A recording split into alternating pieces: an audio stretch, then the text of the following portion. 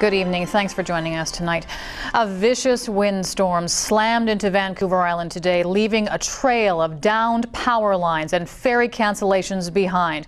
We have spectacular pictures and coverage from across the island tonight, including current conditions and the situation for ferry travelers. But we begin in Victoria, where at its height the storm closed streets and forced ships to turn back to port. Kristen Robinson has more. Between 12 noon and 1 Thursday, high tide saw the storm surge, or combined tide and surge, off Victoria reach 3.45 meters. It's one of the highest storm surges we've had in the last few years. And just 30 centimeters below the area's record high storm surge of 3.76 meters in January 2003.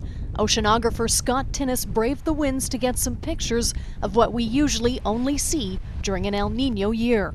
This year we're in a La Nina, as we were last year, and the expectation was we wouldn't necessarily see these kinds of storms, but since early this year, in September and October, we've had some pretty wild weather. It's a little windy. It's very nice.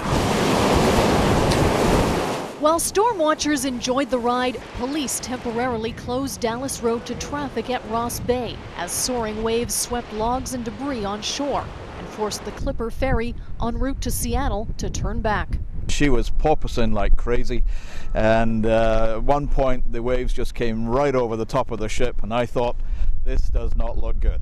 The swells were just huge, and the boat was just, it was just crazy. It was scary. Horrible. Trying to get to Seattle so we can fly to New York tonight.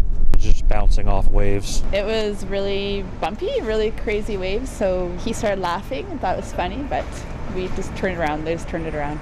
But it was pretty scary. Most of the passengers chose to board buses the Clipper called in and were rerouted to Seattle on the Coho ferry.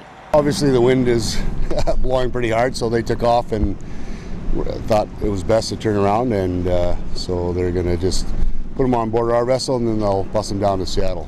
With a transfer to the Bainbridge Island ferry, Clipper passengers will arrive 6 hours late. A 3-hour tour turned into a 9-hour ordeal thanks to perfect conditions for a storm surge. Most favorable direction for a storm surge is not winds coming straight on the beach, perpendicular to the coast. It's actually winds coming at a 45-degree angle to the left. That actually will give you the best storm surge. Exactly what hit Victoria Thursday, and with high tides expected in late December and January, this isn't blowing over yet.